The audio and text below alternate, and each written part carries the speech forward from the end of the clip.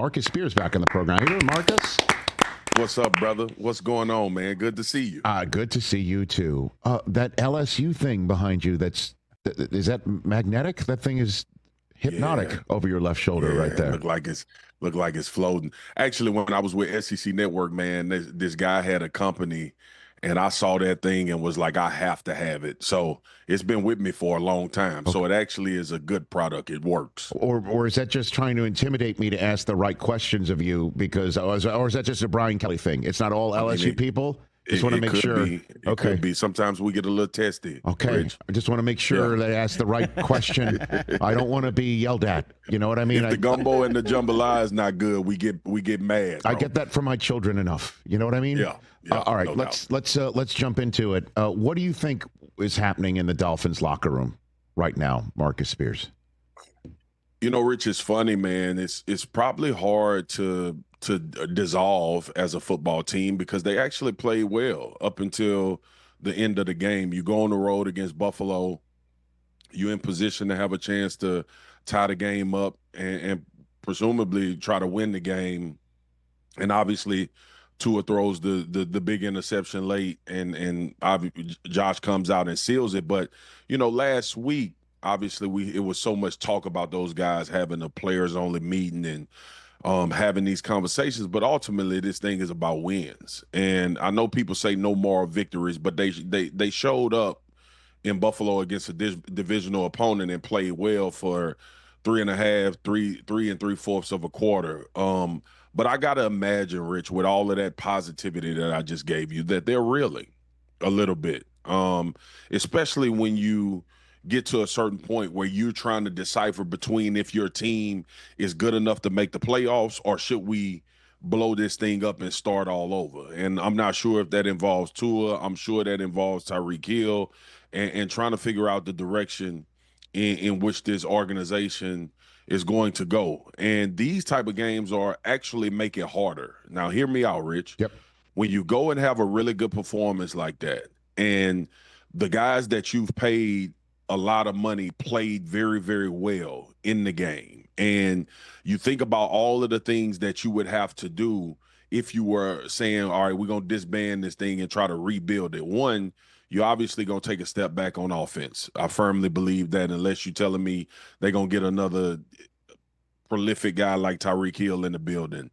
Two, defensively, we all see that they got to get better on defense. So it's kind of like a reset button there. You got some really good players on that side of the ball, but you're going to have to do a lot of work to improve that unit. So again, man, I think it's a very perplexing situation. I think last night made it more difficult for you to just say, look, we're going to blow it up and get ready for another season. But I also believe that how long do you want to waffle in this parts unknown? Shout out to my man, Anthony Bourdain, rest in peace. But again, brother, I just think it's a difficult time to be a Miami Dolphins and a fan because, Rich, you've been doing this longer than me, and I've been doing it long enough to know when you really don't know the direction of an organization and a team, that's probably the worst place to be. You either need to be bad so everybody acknowledges that we need to completely do something different, or you need to be a couple pieces away potentially where you can try to go and add those in free agency in the draft. But to kind of be waffling in the middle with some really good players on offense and defense, you got rid of some really good players on defense as well, and kind of you in that gray area, and that's the worst place to be to me as a team in the NFL. Well, again, you know, I was talking about at the top of the show here, Marcus, is that two of Mike McDaniel's captains, for the lack of a better phrase, let him down. Where you know, Zach Sealer puts Josh Allen back on the field with a roughing the punter penalty. Yeah, it's a de facto turnover. I mean, that doesn't show up in the turnover column, but it was a turnover. Absolutely. And then Tua, I mean, Mike McDaniel said in his own way, you know, he made the wrong throw. Should have been the flat. He threw a brutal interception. And otherwise, you know, the question about whether McDaniel has the locker room, they came out and hit the Bills in the mouth. Also with a brilliant first half closing drive. Yep. And they have the game right there. So I don't know what you do if you got to stay the course if you're the Dolphins right now, and I understand that is an issue. Yep. If you do need to rebuild, you want to hit that button. But the last thing you want to do also is fire a coach, fire a GM, and then start from scratch. No ownership wants to go They through, don't want to do it. a search and all of that sort of business, and also admitting that they were wrong. No one wants to do all of that. Rich, it's like the way you just explained it is why I think it's so difficult. Right. Right. Like you look in your division, Buffalo is going to be good for a long time. And it looks like New England is starting to kind of show them signs of trying to get back right. We know when they hire Vrabel, this team is not going to take long to get really, really good. And I think sometimes we talk about it, and obviously the Jets and with Aaron Glenn, and we'll see in which direction they go. I think if they get a quarterback, they can start to kind of count on things with them as well. Well, you kind of hit that, which is the ultimate third rail conversation, that instead of throwing an interception at the end of the game, the Dolphins need the Tua that finds Devontae Smith for Nick Saban to show up. There you go. And the question is he the right guy? Is that a fair question to ask right now? It is a very fair question. And Rich, it's so it's so sensitive on Tua because we've seen him go through all of the concussions and we've seen him miss time with some catastrophic things. And also we see those times of brilliance. Like last night, there were times when Tua looked, when he gets in that rhythm and he's just in a free flow and pushing the ball downfield. He made some plays with his legs last night. I was actually more impressed with him of evading the rush and being able to push the ball down the field at times in that game as well. So there are things about Tua that is always going to be tantalizing and enticing, but obviously, like, I don't know it right in front of me, but I think he's at like 4 interceptions on the season already, and we through week 3, which is not a good sign for what you're trying to do, and especially in offense. And think about how far we away from this, Rich. This team put up 70 points in Denver at the beginning of the season. Was that last year or 2 years ago? It was McDaniel's first year. They came out of the box really, coming back on the Ravens and doing stuff like that, Absolutely. So you thought the trajectory, especially offensively, and the way that Tua played and the way that they paid him, that this was going to be a constant with this football team. And the outing hasn't been bad the last 2 weeks. And obviously the crushing interception. But ultimately, man, it's like, I don't think you can get rid of the quarterback. I think he plays well enough for you to still feel like you can get something going. And then, too, like this part of it, Rich, and what they were doing successfully, and I got to get to it at the line of scrimmage. Miami doesn't run the ball well anymore. And I think people forgot how good they were on the ground when they had Mostert and they drafted Achane. Remember, we talked about all of the speed and the track runners. That's when that offense was absolutely phenomenal. And they had some runs last night that was really good, physical runs. But it feels like this offense has become one-dimensional a little bit, and they depend on, obviously, Tua making throw after throw after throw and trying to get the ball in Jalen Waddle's hands and trying to get it in Tyreek hand and see if they can be dynamic.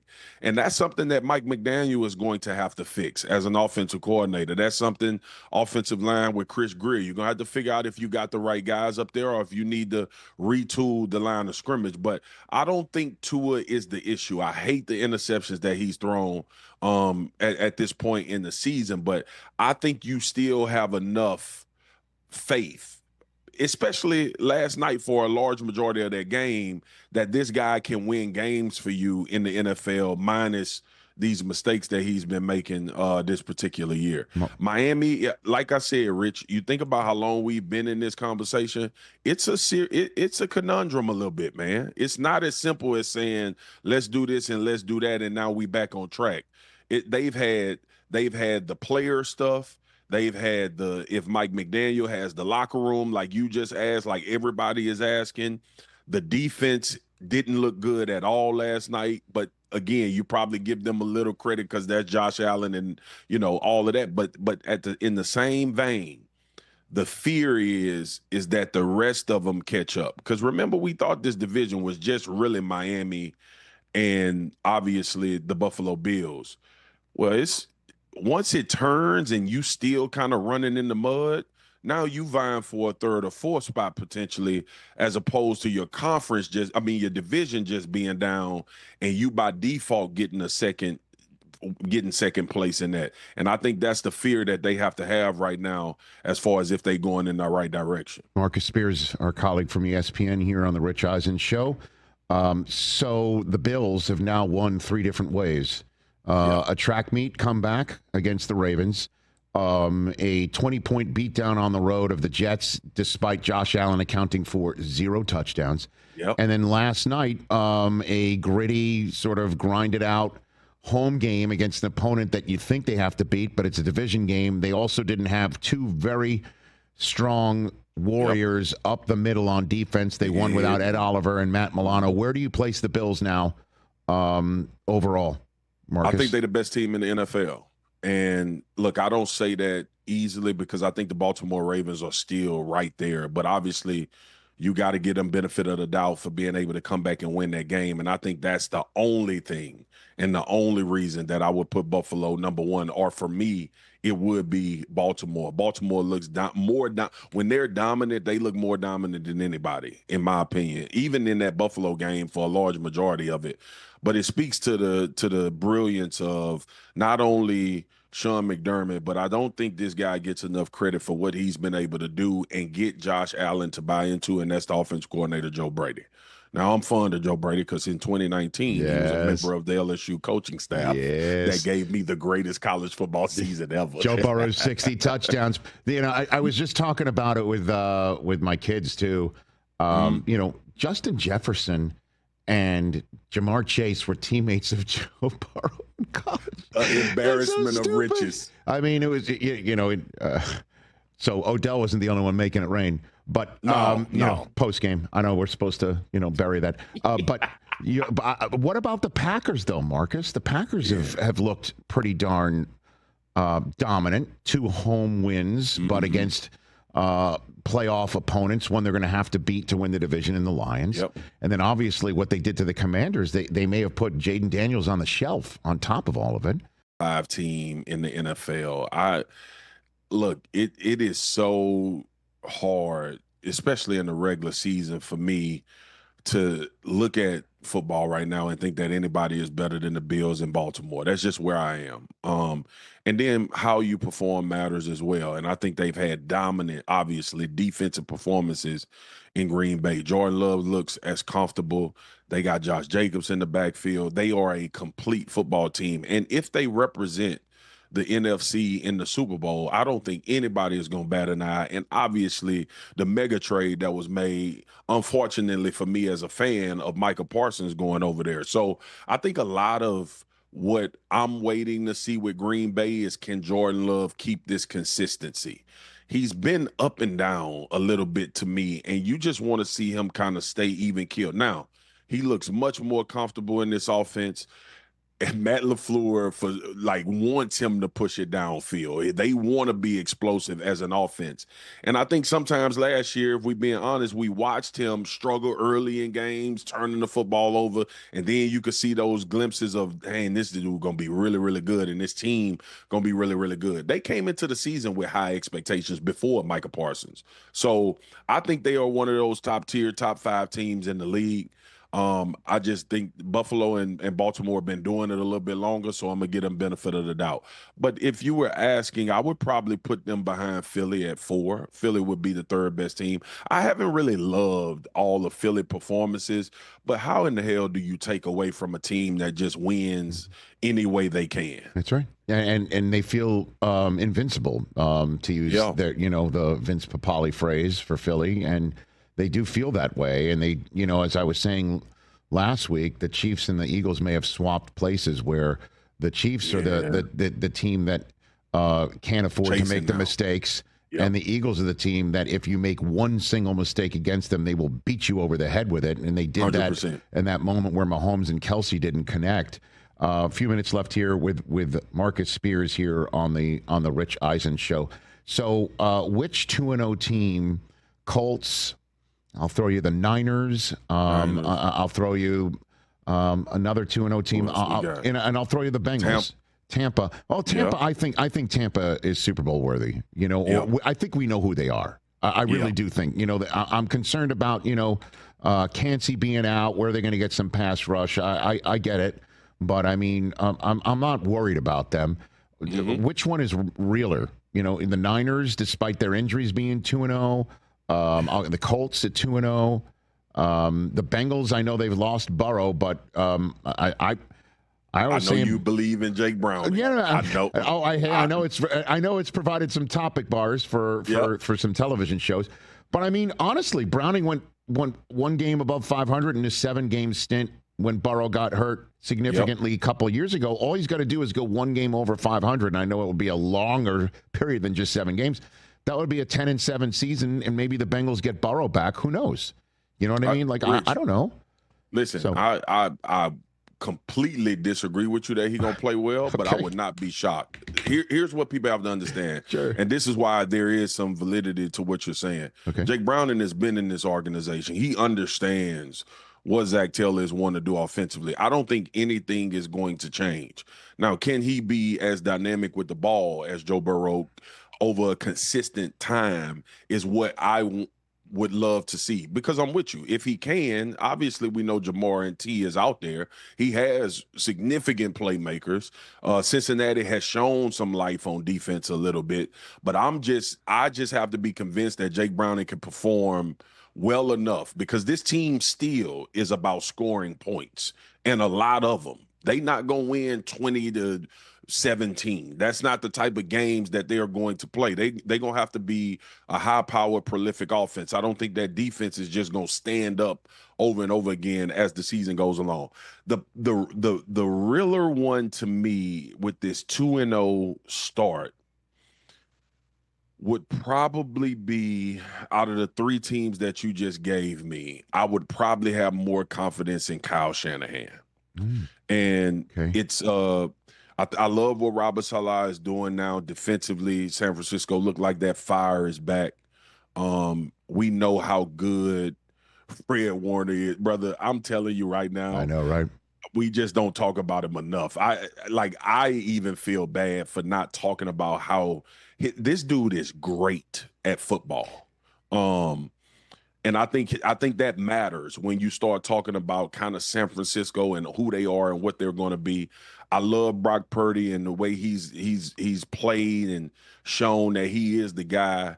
But Mac Jones, when he was coming out, I was vehemently against him going 3rd overall. I just didn't think he was a 3rd overall talent. Obviously, Trey Lance didn't end up being that either. Yeah. But I think Mac Jones obviously fits what Kyle Shanahan wants to do. He's a cerebral quarterback.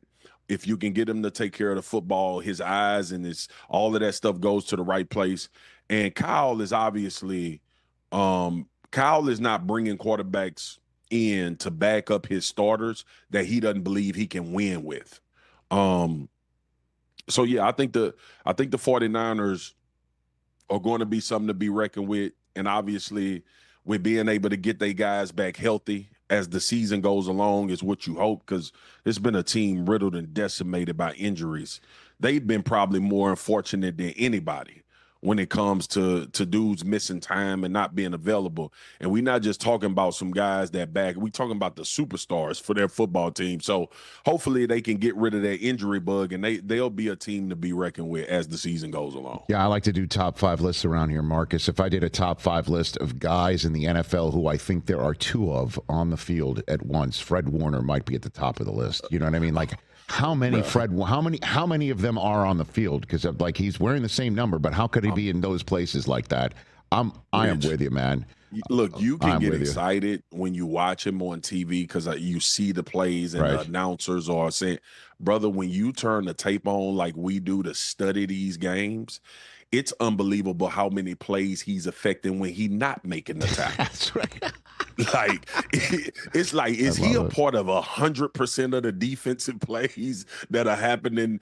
But he is phenomenal. A guy, Rich, that I believe once you get into the playoffs, and I used to talk about this. I played with DeMarcus where I played with T.O.